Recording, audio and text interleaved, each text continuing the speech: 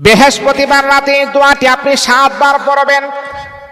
একবার নয়, 2 বার নয়, 7 বার যদি আপনি এই দোয়াটা পড়তে পারেন, আল্লাহ পাক রব্বুল আলামিন আপনার কপাল খুলে দিবেন। আপনি যা চাইবেন তাই কিন্তু আল্লাহ পাক রব্বুল আলামিন কবুল করে নেবেন।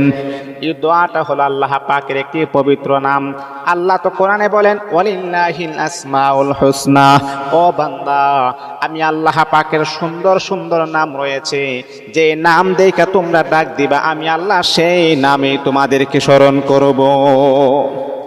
বৃহস্পতিবার রাতে উযু করার পরে দোয়াটা আপনি পড়বেন। আল্লাহ পাকের এই পবিত্র আজিমুশ-শান নামটা আপনি 7 বার পড়বেন। ইয়া রাফিউ, ইয়া রাফিউ, ইয়া রাফিউ 7 বার পড়ার পর আবার দুরূদে ইব্রাহিম পড়বেন 3 বার।